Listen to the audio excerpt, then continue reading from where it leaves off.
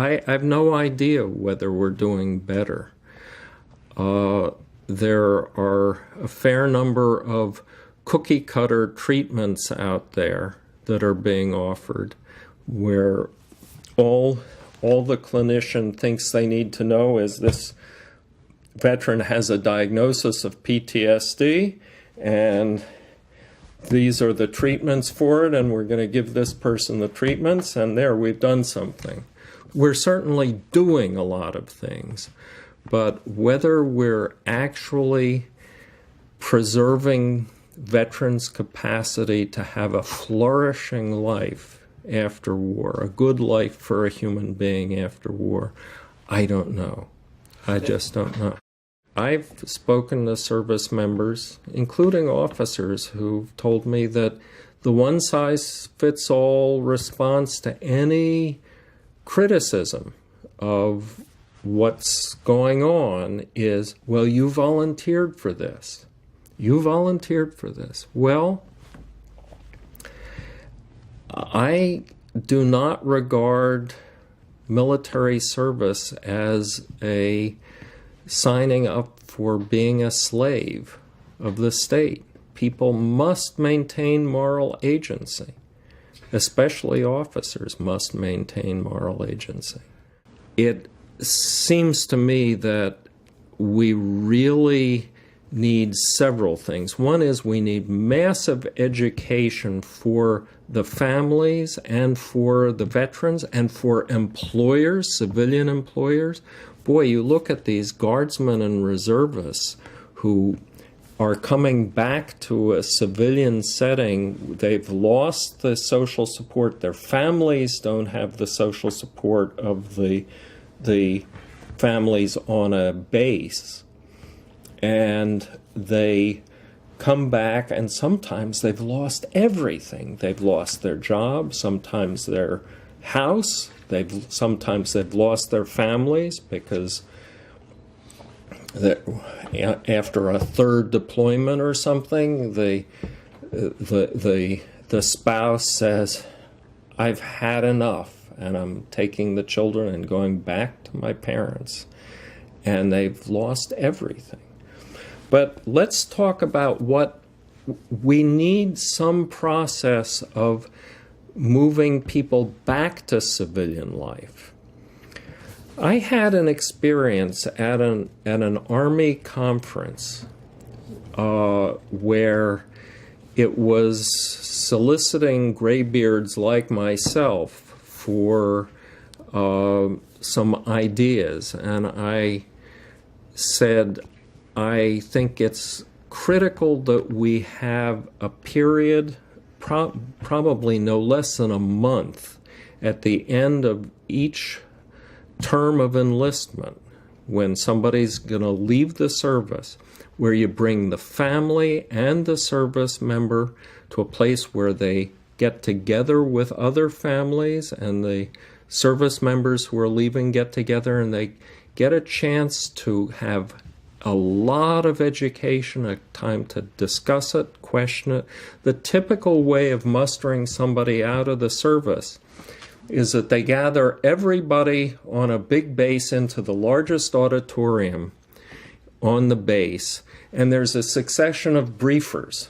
This is the out-brief, a succession of briefers. Somebody gets up there and with PowerPoint and handouts says something about VA benefits, another about military benefits, another about, and so on. But this isn't the way anybody takes in information of a significant source. It's just checking the box. Well, anyway, I got up at this conference and I suggested that there be a serious attempt to at least examine in the research sense what are better and worse ways to separate somebody from military service in terms of the long-term outcome. And it was like that Kurosawa film trick of cutting off the soundtrack, and I felt like I was talking into an empty oil barrel. silence. And then I finished saying my piece, and then the film picked up again as though I had never said a thing. Now, that wasn't me, because there were two other people at this conference who proposed the same thing. And I witnessed the same phenomenon each time. And I think what it is that the instant that a military unit perceives that someone is not going to return to duty, they want that person out of there as quickly as they can. Get them off my structure, get them off my list of things to think about, get them off my table of organization, off my budget. Get this person out of here as quickly as possible so that he can be replaced by somebody who's going to function. And I came to the conclusion that I was witnessing a cultural thing in this curtain of silence. Nothing is happening while this is being proposed.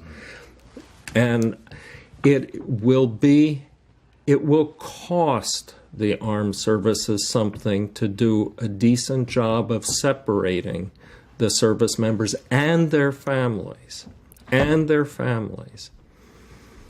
from the context of living on a base, the context of being part of the military community.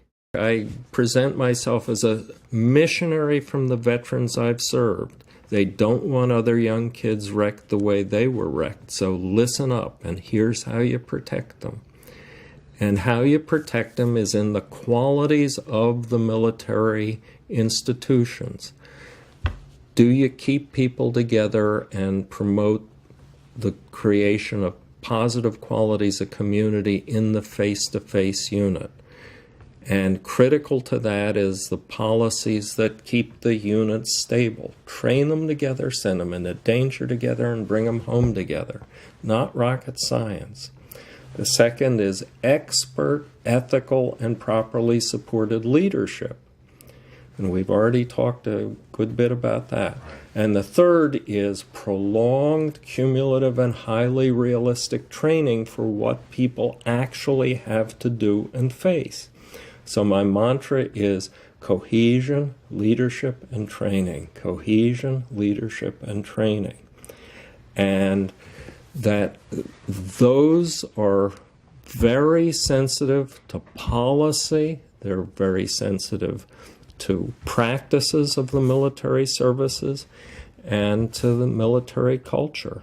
But all of those things, policy, practice, and culture, are within the control of the uniformed and civilian leadership of our military institutions. We can do a better job of protecting these good young kids that go into harm's way for our sake. And in essence, we know how to do it. But boy, it's a bear to get the military institutions to really change so that they will do it.